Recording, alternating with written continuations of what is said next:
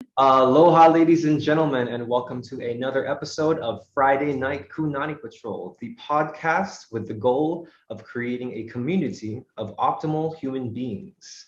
I am your host, Mikuni Munsayak, and today's optimal human being, calling all the way from Mexico City, is Melissa Prieto. Melissa, please introduce yourself and tell the listeners what it is that you do. Hey, thanks for having me. I really appreciate it. It's going to be fun. So, I'm a sports performance specialist. I mainly work with pro MMA fighters. I have a background in sports science, and I'm currently a master instructor for Oxygen Advantage. I have worked with several other sports years back, but mainly now I'm working with MMA. How did you get into combat sports? Why combat sports specifically? So I've always been into sports. I used to play tennis on a competitive level a few years back. So and I have always been, curious about how different sports get managed and the training aspect of it. So I used to train boxing and Muay Thai a years back. So I knew that they didn't have like this huge structure such as other sports like football, baseball, or even other Olympic sports.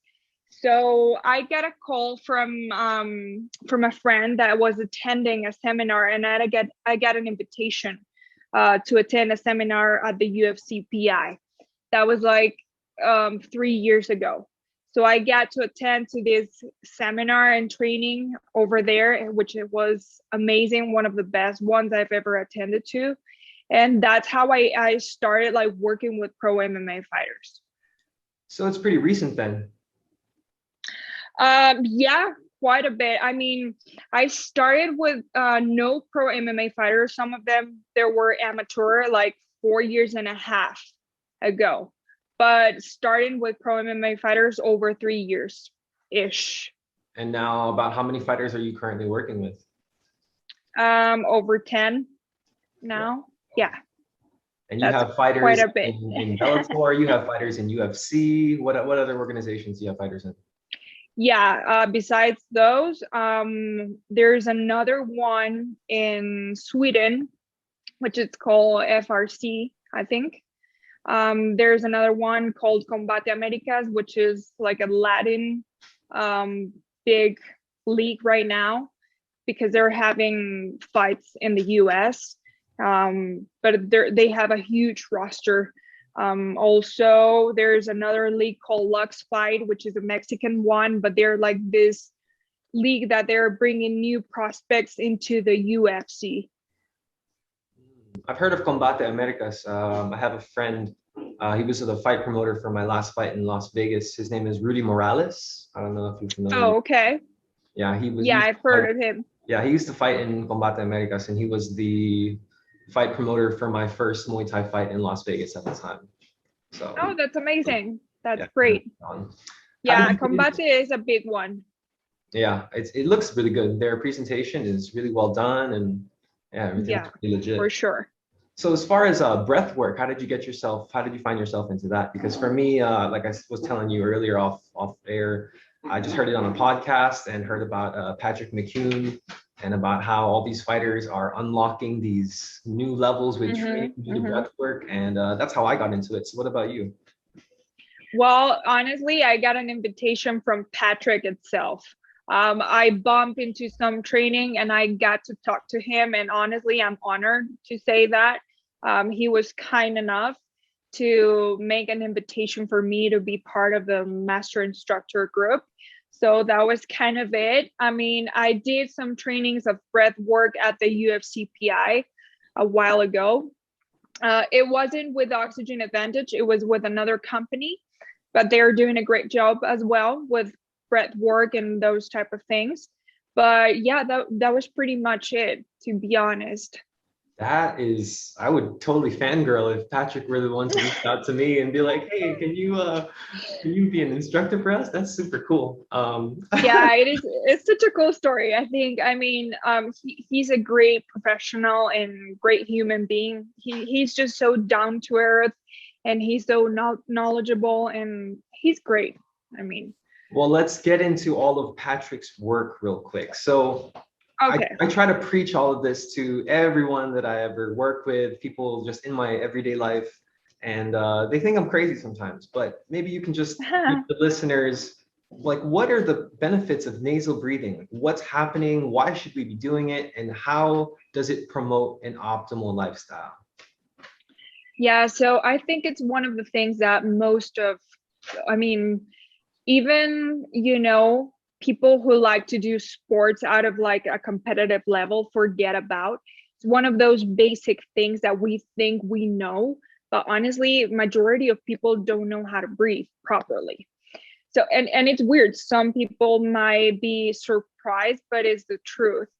And I think breathing is a huge thing, and it's the basis of good performance or performing well in general life. Breathing through the nose has a lot of benefits, from oxygen delivery, NO2 production, distribution of oxygen in your lungs, providing more clarity in your mind. It gives you a sense of focus and peace of mind as well. So it has a lot of benefits. Even, it helps with your sleep quality. You mean that affects immediately or impacts your performance? If you're not sleeping well, you're not going to perform well, for sure. So breathing is a huge component in that term, right? In sleeping, focus, performance. It has a lot of benefits, not just for athletes, but for everyone. So like I said, when I tell this to people, they think I'm crazy. They think it's like hippie mumbo jumbo.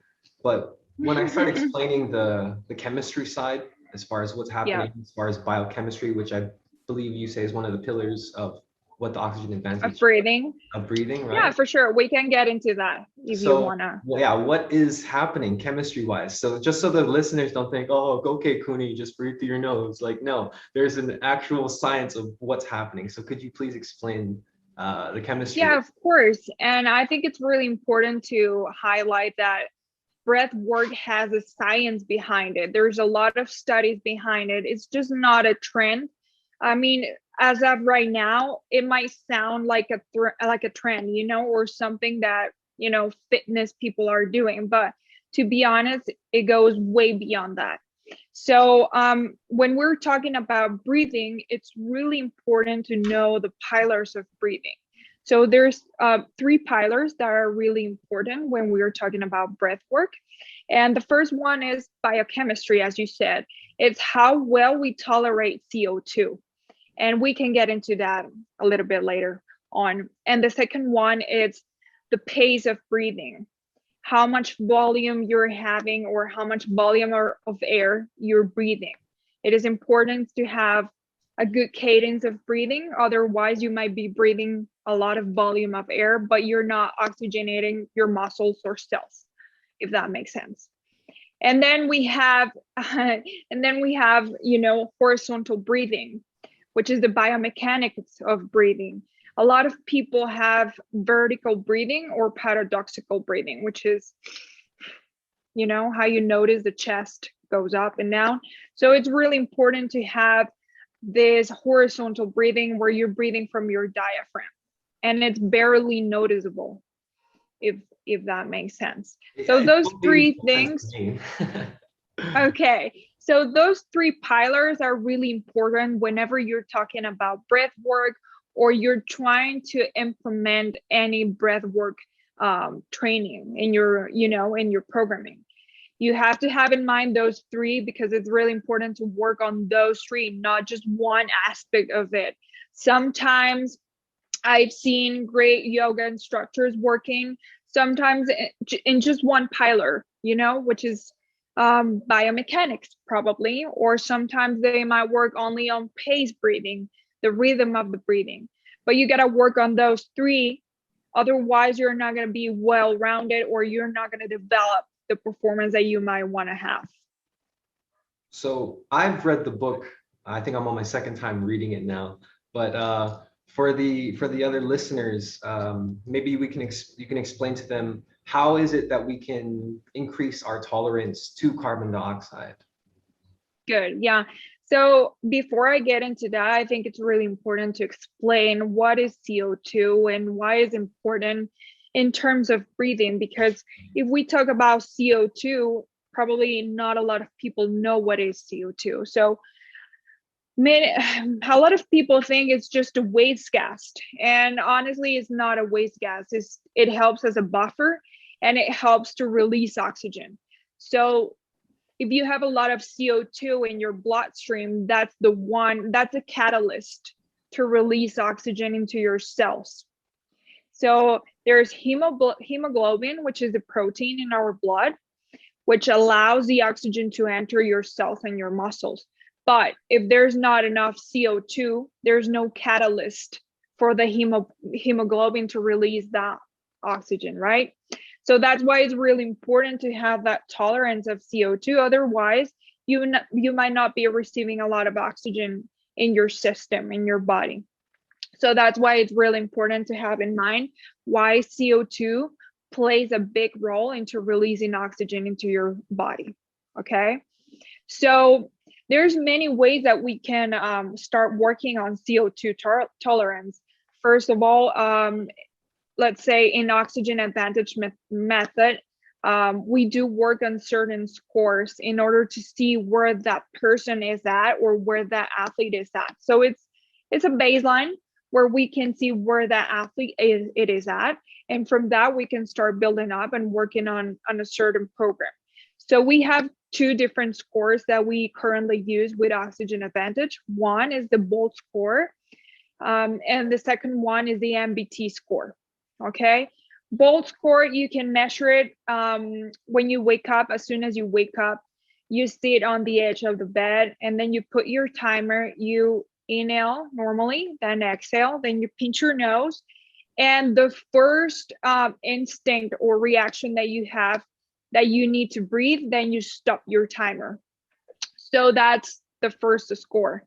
And then the MBT is the maximum breathlessness test, where you stand up, you put your timer as well. You can use that too, or you can even just count the number of paces that you can take. That's the maximum. The first one is not the maximum. It's just the first instinct or need to breathe.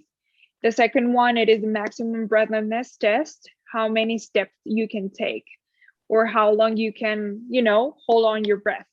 And from that, we can see where that person is at, and we can start doing certain exercises or trying to implement certain methods into a programming.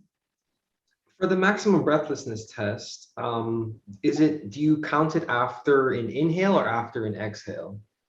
After exhale. So, it is really important, even on every exercise. In terms of breath hold, it is important to do it after you exhale.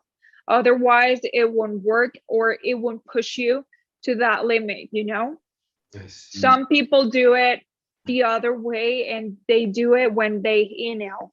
That's the wrong way. And then they're not creating the adaptations if they do it that way. Yeah, exactly. There's not enough CO2 buildup in your body when you're inhaling. So you got to exhale, get rid of the CO2 that you have, and then you can start creating CO2 buildup.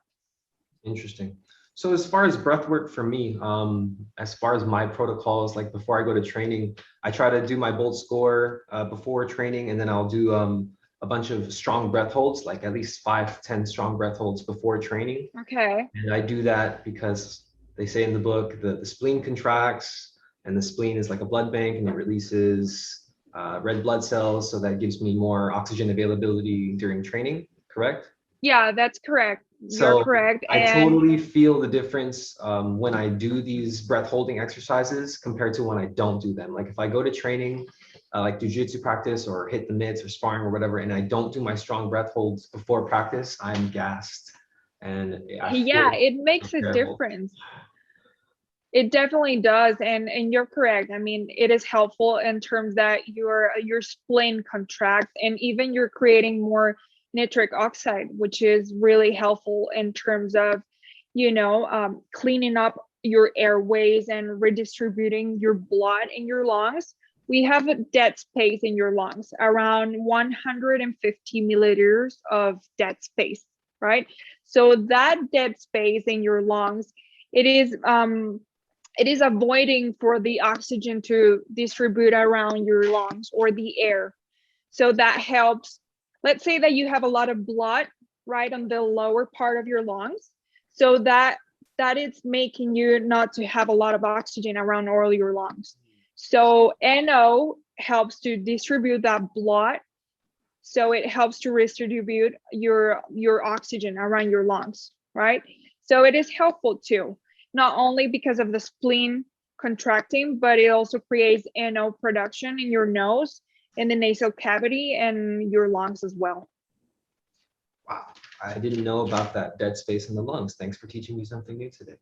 I'm glad to hear that, because I know you know. Yeah, so what about your fighters? What are the breathing protocols that you do as far as for like pre-training or pre-fight?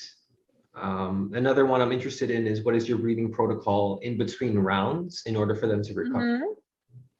Okay, so let's say every fighter is different, just like any other athlete. Each one of them are very different and unique. Everyone has their own objectives and needs in terms of, performance. So with every other programming, I always say Oxygen Advantage or any other type of breath work, it is supplemental to what I do as a strength and conditioning coach. Okay, so it's another tool in my toolbox. We might have other type of tools that we might use into the programming, but it is important to know where that athlete is at. So I always based what type of programming I'm doing in terms of breath work based on my battery test or my assessment with that athlete, with that particular athlete. So I always run battery tests, whether it's strength, VO2 max, power, those type of abilities. Otherwise, I would be, just guessing where that athlete is and just to, aiming for the best, let's say. So we're not working that way. So I always run that assessment and battery test first. And those scores that we previously talked about, MBT and Bolt score. And from that, I try to build a good program or a programming that suits best that athlete. Okay. So, but in general or general speaking, these guys sometimes might have lower Bolt scores. Most of them have low Bolt scores, and you might be surprised. Yeah, I saw that face. It is surprising, but to be honest, that's the truth. I mean, these guys can push hard. You know that. They're a different type of athlete, in terms or in comparison with other sports. They're different, but they have this tendency of having bronchoconstriction. There's a lot of fighters pushing really hard, but with their mouth open, so that creates a lot of inflammation in the airways. That's why they have low Bolt scores. Fighters receive a lot of punches in the face, a lot of broken noses, broken bones in the face. That creates inflammation and, of course, obstruction in terms of breathing. So a lot of fighters breathe through their mouth. That's pretty common to see. And even if you see them under daily routine or daily activities, they do breathe through their mouth while they're watching their phones or driving or watching the TV. It is really important to see how that athlete breathes, not only during training, but under daily life. That is going to determine how well are they going to perform or how well they're breathing during training. Breathing it's not an indicator of cardiovascular fitness, let's say, or let's put it that way, but it definitely can improve your performance. It's not an indicator, but it definitely can change your performance if you fix that. So from that battery test, I can tell, and from that score, I can tell where that fighter can go. But Even though fighters with low bolt scores can push hard on stimulation of high altitude. I've seen that.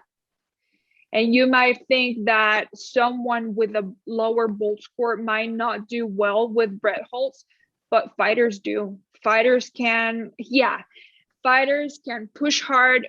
Fighters can go through stimulation of high altitude. That's one of the main things that I use with fighters. To be honest, there's a lot of things that I implement in terms of breath work during programming. It also depends where we at. If we're, let's say, off camp, that's one type of adaptation I need to do during that phase. And as long as we enter, as fast as we do enter flight camp, there's other types of adaptation that I need to create. Okay. It also depends, time, athlete, and battery test. Those are like the three things for me in order to implement a breath work program into the program itself in terms of strength and conditioning. So what if somebody's listening to this right now and they're maybe an aspiring athlete, or maybe just even an average Joe who wants to work out and incorporate breath work? What would be something that you would recommend to them in order to get started with this breath work? So first of all, see how you're breathing during the whole day. Just check how you're breathing. Are you opening your mouth a lot and you don't need to? That's one thing. If you start noticing and becoming aware of how you breathe on a daily basis, like that's the first thing. That's the first step. And from that, if you start noticing like, oh wow, I'm not really breathing from my nose. I always say like nose is for breathing and the mouth is to eat and chew, right? So you don't need to open your mouth unless you're an athlete, a high level athlete. And let me tell you why, because let's say with fighters, if they're doing something that goes beyond the anaerobic threshold or it's way beyond that maximum intensity, they can open their mouth while training, but they can do it through the diaphragm, not chest breathing. You can open your mouth, but deep and from the diaphragm. And it's like a gear. You can switch gears. If it's maximum intensity, you can go back and recover and then go back mouth to nose and then nose to nose. And if it becomes a little bit higher intensity, then you can go back mouth to nose. And if it becomes a way harder, then you can just do it mouth and just switch gears. But I'm talking about high level performance athletes, where they're really pushing hard through that threshold. If not, there's no need to open your mouth, and from that, just check how you're breathing, do those two tests and see how you're doing.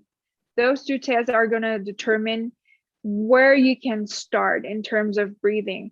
But I would advise to start, like if you like training or you like doing certain type of sports, you can start doing your warm-up nasally, 10 minutes nasally, and then we're good. Or you can even go out and start doing, walk outside, but do it through your nose, 20 minutes, 30 minutes. It also depends on your level, but start creating that adaptation and see how it goes. Also, one thing that it's really important is how you're breathing while you're sleeping. That's one thing that you might want to change as well. If you find yourself like with dry throat on the morning, or your nasal cavity is dry as well, then you're breathing through your mouth during the night. So there's taping, special taping that we might use during the night, that it's really helpful. You can start with those kind of things. I always say change one thing. Don't change 3 or 4 things at a time, because it's going to become too much, Absolutely. Because I'm an online coach as well, on top of being a professional mixed martial artist. And I have 7 pillars of optimal health that I've preached to my clients. And this is just off of my life experience and based off of like the research that I've been doing. And number 1, as far as optimal health that you need to get in check, is functional breathing. Absolutely, most Yeah. definitely. And Yeah, of course. yeah, because if people, like you were saying, just seeing how you're breathing, that right there, like it sounds really simple, but once you see how you're breathing and pay attention to your breath, that whole mindfulness aspect just kicks in. Because once you can pay attention to your breath and close your mouth, allow the carbon dioxide to really build back up, open the blood vessels up, and allow yourself to start thinking clearly, or more clear at least, then from there, then you can start tackling everything else as far as health wise. But breathing is number one for me because like no matter what age you are, what career you are, what profession, like you can focus on your breathing. Everybody breathes, you know what I mean? Yeah, of course. If not, we die. Exactly. If you're not breathing, you're dead. But most people are killing themselves with the way that they're breathing nowadays because they're just over breathing. So to just to repeat what you were saying, if people want to get started, pay attention to how you breathe and perhaps do a bolt score and a maximum breathlessness test just to kind of see where you're at. And then if Yeah, you guys sure. want to work out and do some nasal breathing, perhaps do your warm up nasal breathing, or maybe just go on some walks nasal breathing and start with small adaptations that way. Is that correct? Yeah, correct. That's it. I mean, from that you can start building up and just to see if you're at a point where you can start implementing small breath holds, and from that, stronger breath holds. I wouldn't advise strong breath holds, cold turkey, because if there's no previous adaptation, you're not going to feel well at all, or probably you're not going to handle well. Interesting. So you were saying something earlier about gears of breathing, and I heard the gears of breathing from, I forget which podcast it was I was listening to, but once I heard about this gears of breathing thing, it was like a paradigm shift in my mind. Because he said gear one is nasal in, nasal out, light. And then number two is Yep. nasal in, nasal out, moderate. Three is nasal in, mouth out, and then four is mouth in, mouth out. And that like Correct. opened my mind because he was saying like, yes, you can go to gear four, mouth in, mouth out. However, you can only sustain it for about 10 seconds. And then it takes a really long time to re-energize or to Recover from that. recover that energy system.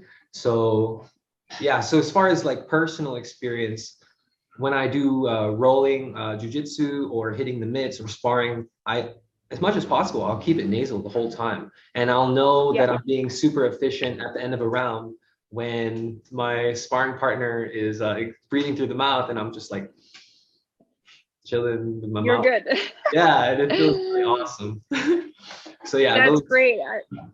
those gears of breathing were just a life changer for me. So if anybody here is listening to this and you guys practice MMA or combat sports, pay attention to your breathing, guys, because it makes all the freaking difference. And once you can like pay attention to your breathing, especially in like moments of chaos like that, because when you're rolling and someone's trying to choke you or someone's trying to punch your head off, Yeah. and you can actually pay attention and stay calm in those moments of chaos, like it'll give you a huge advantage. So like in between rounds, how do you advise your fighters to breathe in between rounds? Because that's been something that's been bugging me as well. Well, I always advise to go nasal breathing, to be honest. I mean, if you can recover faster, let's say that they're doing the gear thing, and they're probably finishing. Let's talk about training. We'll talk about competition after this. So, because there's a lot of variation between, those settings or those type of scenarios, let's call it that way. In terms of training, if they're finishing a high intensity bout or drill, let's say, they might probably open their mouth. So let's say that they're finishing that round and it's time to recover. If they can go back and switch gears really fast, then they can recover nasally, and I always advise, all right, if you need to open your mouth, do it, but try to go back, try to go, to nasal breathing. If you need to, lay down and just to flex your knees and recover nasally, because recovery becomes faster if you're laying down. So a lot of fighters do that, or they keep on walking, but just through nasal breathing. Okay.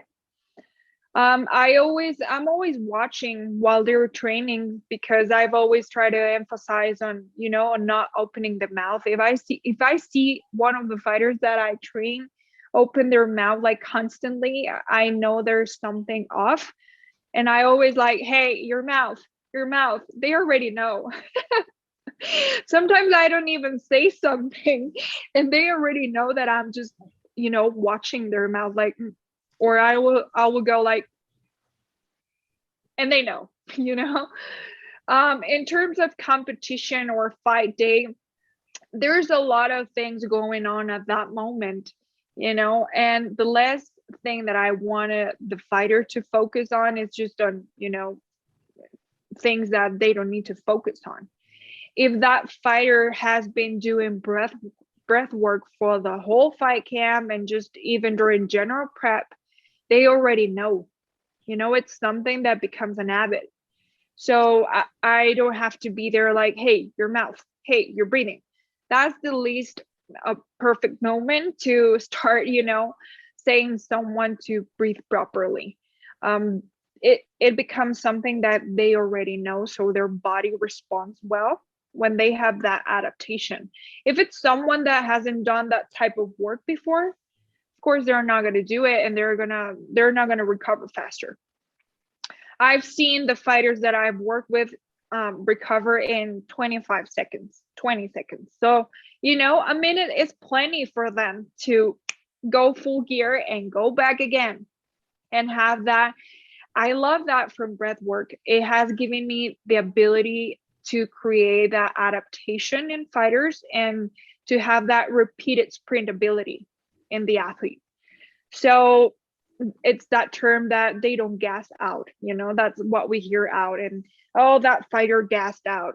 Yeah, but it goes beyond that. It's not just a matter of cardio, quote unquote, because that's the wrong term to say. The right and proper thing to say is energy system development. So that's a huge thing there, because we always hear that. No, he doesn't have enough cardio, he gassed out, he was tired, blah blah blah. But it has a lot of things to do in terms of energy system development. So breath work has allowed me to create that repeated sprint ability in fighters, so they go one round and they go hard, and they can, produce that same power over and over again without declining. So that's repeated sprint ability. And but yeah, the fighters that already have that, previous adaptation, they know how to recover. If there's blood in the fight, well, everything happens. There's always going to be something in a fight that might happen, but probably that fighter is going to be able to recover faster due to their ability to breathe through their nose. So in between rounds, for when it comes to competition, do you give them a certain cadence? Like, hey, because a thing that I see often when I watch professional fights is they're in the corner, and then as soon as they sit them down, they're like, okay, so you got to go for the jab and you got to slip that head kick, and you watch the fighter and they're still like trying to yeah. And I'm thinking, well, like, dude, like, let the fighter breathe first, and then you can talk to them when they're clear-headed. So exactly. yeah, when you corner your fighters, do you tell them, is there a specific cadence that you guys practice to get them calm first before you give the advice or whatever? Yeah, I always go to deep and slow breathing. That's the best way to get back, in that mindset and focus, but without trying to go into that parasympathetic state too much, just trying to keep a focus and the fighter alert and what he needs to focus. But if they're hyperventilating, I try to calm them down, because otherwise they're not going to be able to get back and to execute what they need to execute at the moment.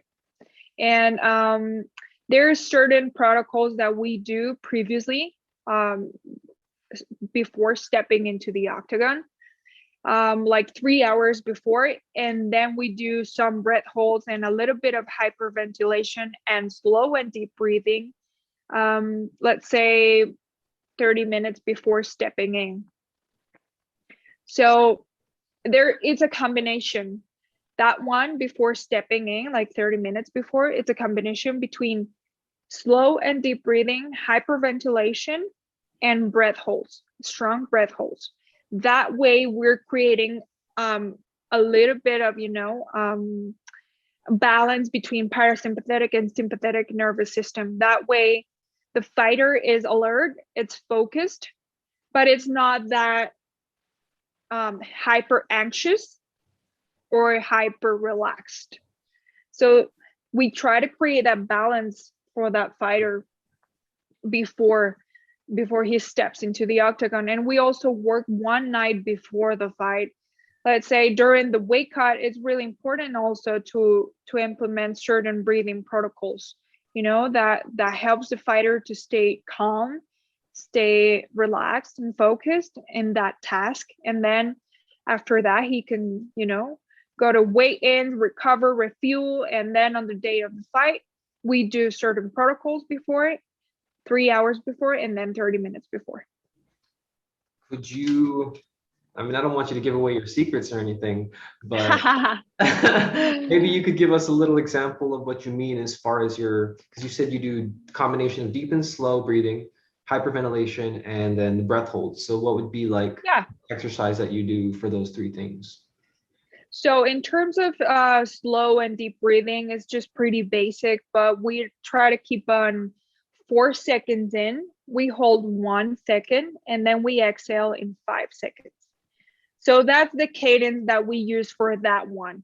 We keep it deep, we keep it, barely perceptible. So it's really slow and just expanding your ribs and from your diaphragm.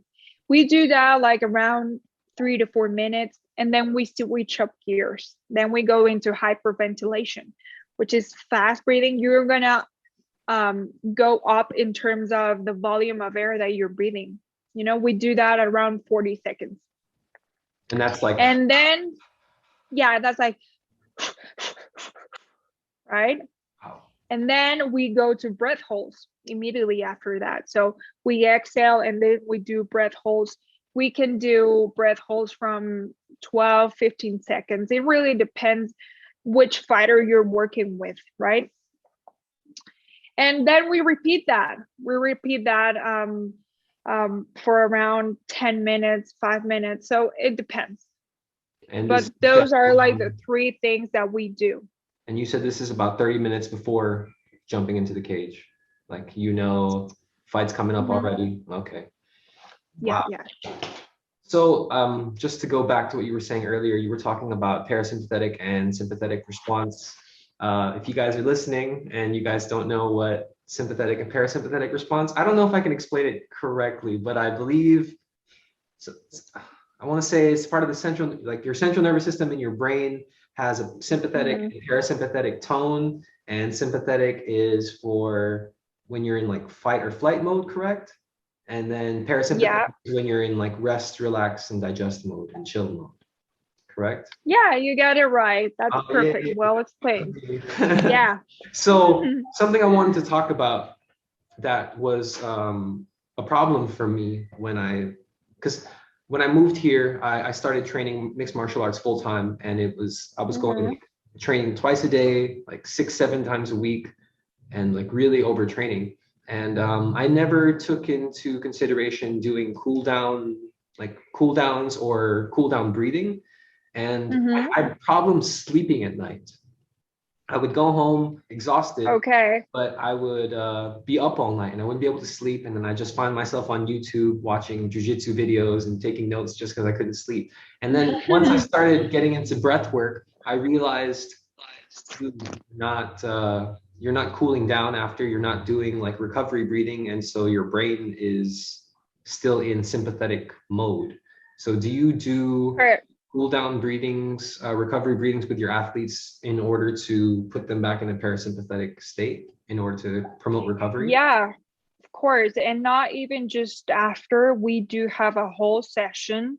Let's say that can be on Wednesday or midweek, where we work on regen, just to create, that balance between parasympathetic and sympathetic, because MMA is such a high intensity intermittent sport.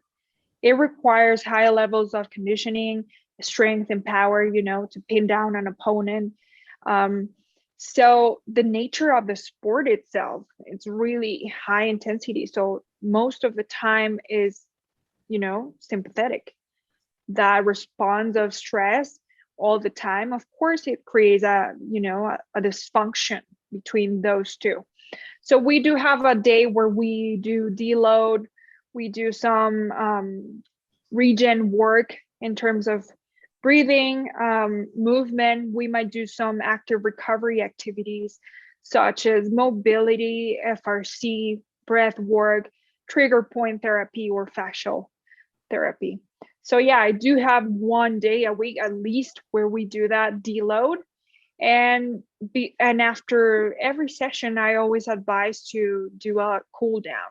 So movement prep and cool down are those two components where most of the athletes don't do.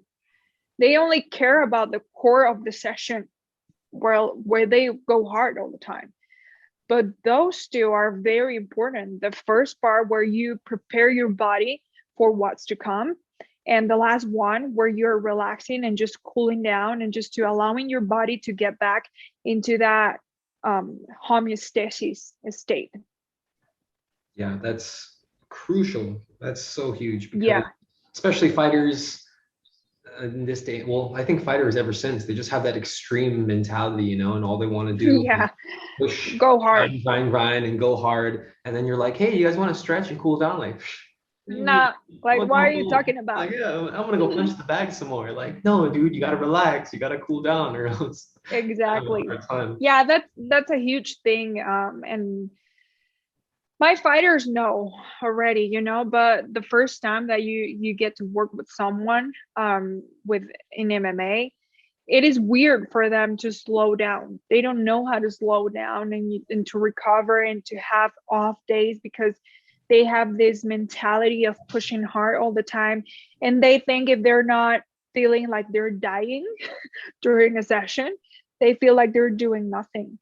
So it's a thing that I try to educate the athlete in terms of, listen, if you want to perform better, if you want to be stronger, if you want to be faster, and everything else that you want to do, you got to recover.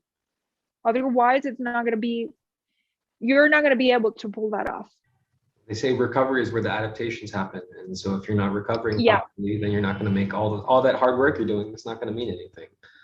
And it's a matter of, like, I feel like the guys are just too masculine these days. Even some women, they're in that extreme mindset. And when you tell them to kind of ease off and do something a little softer, like stretching or cool down breathing, they're like, what? But I believe that. What are you talking about? Exactly. Yeah. But as martial artists, especially as martial artists, from that Eastern philosophy, we need that yin and yang. We need that balance, definitely, in order to be at our best. Another thing you were talking about was preparing the body, doing those breathing exercises in order to warm up the respiratory system. And I think that's huge as well, because as like anybody who works out, they'll warm up the body, they'll warm up the muscles, but they won't warm up the muscles that they need to breathe. And that's number one, right? Of course. That's crucial, and that's very important. I think it's key in order for the body to be ready for, for the intensity or whatever you're doing in the upcoming session. You got to prepare. I mean, in terms of your muscles, there's also a huge muscle in there for breathing, your diaphragm.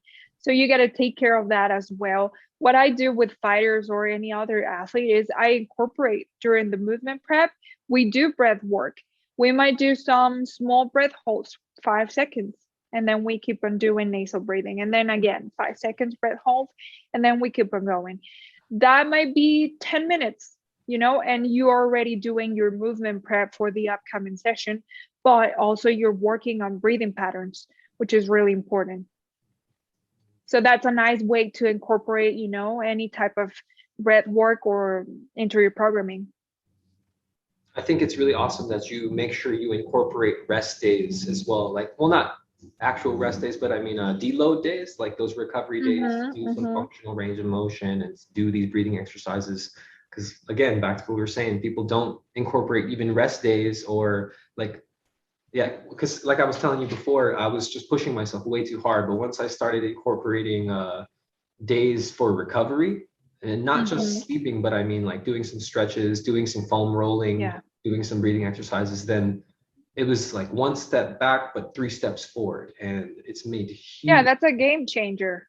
most definitely. And so you guys, if you're want to be a professional mixed martial artist and want to be successful, you don't have to run yourself into the ground, guys. Like you can ease off, you can designate days for rest, and you can do this at a slow and steady pace and still get good at the same time. Yeah, I agree. So I was looking at your Instagram, and it seems like this job has taken you quite a lot of places. Would you mind sharing where this job has taken you and some stories along the way? Yeah, of course. I mean, this is one of the things that I think that I love about my job. I mean, it's the ability to travel, to get to know other places, to get to know other professionals and network with different people from different backgrounds. So I've been blessed enough to being able to travel with fighters because they want me to go with them, to be honest, and to have that experience of fight week. I've been into many fight weeks with fighters that I've worked with and with other friends as well. So it's been great for me, to be honest. That's one of the things that I love the most about my job. And I've been to, quite a few places, to be honest. I mean, I've been into Vegas like a lot. Vegas, it's been like the thing for me because there's a lot of fights in there, but I've been into Kansas, Texas, New York. I had the opportunity to be there with the Cejudo team as well. And what else? Florida too. And I think I'm missing some places, but even here in Mexico, been to Mexico City, Monterrey. There's a lot of fights going on in Monterrey, which is the north of the country. It's really close from the border. And yeah, that's one of the couple of places that I've been. Yeah, it looks fun. And your stories, and it looks like it's been a good time. yeah, of course. I mean, even for me right now with this COVID thing, it's been like a bummer. And I've been a little bit anxious about traveling because of all this thing going on. But fortunately, I started traveling in November. So things are getting back into motion and getting back. So I'm glad that I'm getting back to travel again. Congratulations. And hopefully that's going to be really soon. So as a strength and conditioning coach, as a female, how's the experience been? Well, it's been quite a ride, to be honest. It is weird to have a female strength and conditioning coach in MMA. I know another female coach, but that's the only one that I know. To be honest, I know it is a male dominant sport, and a lot of people think it's just for men. This sport is just a male sport, and honestly, I don't care about that opinion. There's a lot of great female fighters doing their thing in their octagon, and they're showing that they have the same level or sometimes even better than some men. There's more interesting fighting sometimes, but for me, it's been great, to be honest. There's been some challenges that I'm not gonna lie, because there's a lot of people that might think because I'm a female, I might not know what I'm doing, or this is a sport for men. What is a female doing in this field? There's always misconceptions about it. And I've had to earn my place in this industry, and I still struggle with some opinions about, me being a leader or me being an authority figure in terms of strength and conditioning. But with the fighters that I have the pleasure to work with, they rely on me a lot, and I'm grateful for it. And they trust me. You know, I've been creating this bond with the athlete, and they have put a lot of trust in me and what I do, and, you know, in my advice and my knowledge. And I'm really grateful for that. But there's always some, you know, some people in the environment where we work where it's they don't trust in me for being a female, you know. There's probably some comments about like, yeah, if she knows that much, why she's not doing this and that, you know.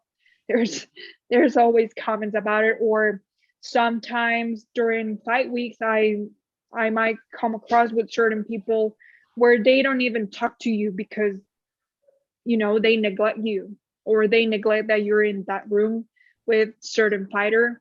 It is, I mean, shame on them to be honest. Because I know that I'm capable enough, and I've proved to myself that I'm capable of being a good professional in this field, dominated by men. It doesn't mean, I think gender doesn't determine if you're capable of not of doing certain things. It's just a matter of having perspective. There's a lot of great male professionals out there as well that respect what I do, and they always ask for my opinion, and I'm grateful for that as well. But there's people that don't understand, and I think it's part of what I do. It's one of my main goals to really just to step in and just to be a pioneer in what I do, and probably to open doors for other girls or other women that are wanting to, you know, to grow in this career or probably in this field. And I don't know, I love it. I mean, I love the challenge, to be honest. If someone gives me a comment or I hear something that is not that positive for me being a female in this field, it is like a fuel for me, to be honest. It's like, oh, really? Okay, then I'm gonna keep on going. Okay. Yeah, of course. I mean, it's like, okay, that is fuel for me to keep on going, and just to prove not only to you but to myself that doesn't matter what the other people think. I'm gonna keep on doing myself. If I want to leave a mark on others people's lives, I gotta keep on doing my thing. And honestly, I try to focus on the athlete. That's the only thing that matters for me. If I'm doing something that it's creating a better athlete, better performance, better human being, then we're doing the right thing. We're on the right path. I think you said something very powerful. You said gender doesn't determine your capability. So for all the young ladies or all the females out there who might be listening to this and perhaps might want to start up a field or a profession in strength conditioning, or take up MMA, or even just start a business, you know, in this male dominated world, don't let gender stop you from doing anything. As long as you know what you're doing and you love what you're doing and you're helping people in the process, you can be successful. Amen to that. Amen. Yeah. Here's your example right here, Melissa. If you don't know, thank you. Appreciate it. Yeah, but definitely, you're definitely a pioneer in this industry as a female in the mixed martial arts scene, because I can't think of any strength and conditioning coaches in the mixed martial arts world right now that are doing what you're doing at this level. So being a pioneer, mission accomplished. So thank you, appreciate it. And there's a lot of work to do, and I know there's going to be a lot of challenges ahead. I still deal with a lot of things on a daily basis, I'm not going to lie, because a lot of people get to see that fun part. As you said, you get to travel a lot and, you know, get to know cool people, places and everything. Yeah. But behind the scenes, there's a lot of things going on. And let me tell you, it hasn't been easy, but I love it. And I'm always up to the challenge, and I'm willing to step in and just to keep on leveling up and growing and helping the sport to grow, because this is a very new sport. You know, 27 years, it's not much. There's a lot of evolution that needs to take place in every area, from coaches, athletes, the audience itself. So I know there's work ahead, and I'm excited for it. So I think we're almost running out of time. So a couple last things I want to ask you about. So Okay. one thing that I preach to my clients, like I was telling you before, are my 7 pillars of optimal health. And I just want to share them with you. And then I want you to agree, disagree, add on, comment on it if you can, if that's okay. Okay. Okay. Sounds great. My 7 pillars of optimal health are functional breathing, mindfulness, proper sleep, proper hydration, Okay. balanced nutrition, stress management, and consistent exercise. And this is seven pillars of optimal health, I think, for anyone. And they're in that hierarchy because if you notice, consistent exercise was last, because you can be exercising really well and really hard, but if you don't have all those other 6 things in check, you're not going to be at your optimal health. So what do you think about those 7 pillars? I think those are great. I think you have the right pillars, to be honest. And performance and wellness is just has a lot of variables that come into play. You cannot be, as you said, you cannot be training this hard and great and everything, but let's say that mentally you're shattered and you're all over the place, and there's a lot of things going on in your personal, emotional life, or whatever you want to call it. That is going to impact every other variable or every other pillar. So you got to have in mind that you got to check all those boxes. Of course, we're not perfect. Of course, life gets in the way. A lot of things might happen in your daily life, your routine, but you got to create a balance. As we talk between parasympathetic and sympathetic, it's kind of the same thing. There's this fine line between that balance where you cannot be overtraining or under eating or overeating, or probably mentally you're not in the right place or you're not recovering well. So just have in mind, try to check all those boxes every day. And of course, there's going to be days that you're probably going to fall off the wagon, but you can get back, whenever you want and whenever you feel it's the right moment. And with one of the things that I've seen nowadays happening, and even with myself, sometimes we have this mentality of hustling all the time and, going hard all the time because we have so many things to accomplish that we don't even allow ourselves to take a break and just to, take a step back and just relax and have this different perspective of hustling. Same thing with overtraining. If you don't take a step back and relax and just see how you're doing and everything else, you're gonna fail myself. You're gonna fail or you're gonna be burned out. Over hustling. Yeah. Over hustling mentality. It's true. No, totally.